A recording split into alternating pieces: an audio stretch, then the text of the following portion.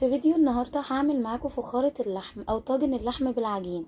وصفة سهلة قوي وطعمها حلو، شكلها زي ما انتوا شايفين حاجة تفتح النفس وما بتاخدش وقت خالص. يلا بينا نشوف مكوناته ايه.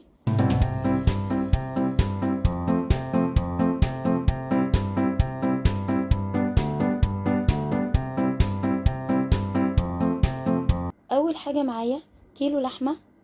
اللحمة دي من العرق الفليتو، متقطع كده قطع متوسطة علشان تستوي معايا بسرعة. وفي حلة سخنة على النار هحط معلقة كبيرة سمنة بلدي، هسيبها تسخن كويس. بعدين هنزل بقطع اللحمة تاخد صدمة على نار عالية. هحط معاها حبهان وورق لورا ورشة فلفل اسود، مش بضيف ملح دلوقتي بس. واول ما تاخد لون دهبي حلو كده معايا هقلبها على الناحية التانية. كده اللحمة اخدت لون حلو قوي زي ما انتوا شايفين، ده اللون اللي انا عايزاه. هقلبها الناحية التانية وهسيبها دقيقتين برضو.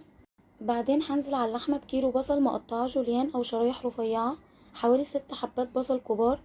وما تخافوش الكمية مش كبيرة ولا حاجة، اول ما يتكرمل كل ده هيقل. هحط معاهم معلقة صغيرة سكر وهقلب كل ده مع بعض.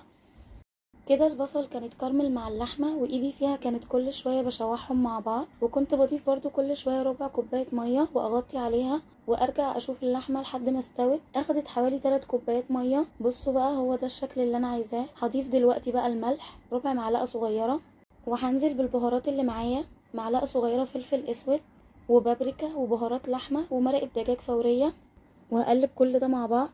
هضيف كمان معلقة صغيرة من دبس الرمان ومعلقة صغيرة صويا صوص، بتديها طعم حلو قوي.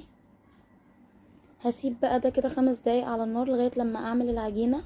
دلوقتي هجهز العجينة اللي بحطها على وش الطاجن. في طبق كده معايا هبتدي انزل بكوباية من الدقيق، معلقة صغيرة خميرة، معلقة صغيرة سكر ورشة ملح ومعلقة صغيرة زيت. هخلط المكونات دي كلها مع بعض كويس، وهبتدي انزل بمية دافية كده واحدة واحدة لحد ما العجينة تلم معايا زي كده. هسيبها ترتاح 10 دقايق. هنا بقى كنت طفيت على اللحمة. هجيب بقى الطاجن بتاعي وهنزل كده بكل كمية اللحمة والبصل اللي اتكرمل. اللحمة تعتبر مستوية سوا كامل لان انا عايزاها كده تبقى دايبة معايا زي ما انتوا شايفين، بتبقى تحفة. انا كنت مهدية عليها النار عشان تستوي براحتها. بس كده خلصت كل الكمية. هنا بقى كانت العجينة ارتاحت. هبتدي بقى افردها علشان احطها فوق الطاجن. بفردها بسمك متوسط، ولا هو تخين قوي ولا رفيع قوي. وهحطها بالشكل ده على الطاجن. هظبطها كده وافردها من على الحروف كويس، وهجيب شوكة هقفل بيها كده من على الطرف. وهدهن بقى على الوش كده باللبن، ممكن بالبيض برضو عادي. وفي الاخر بقى هحط شوية من السمسم وحبة البركة. بس كده هدخله الفرن ربع ساعة على درجة حرارة 160. وده شكله بقى لما خرج. والعيش اللي من فوق ده طعمه بيكون حلو قوي لو كلتوه مع اللحمة بالصوص ده. بوريكوا قد ايه اللحمة مستوية ودايبة وطعمها تحفة وريحتها تحفة.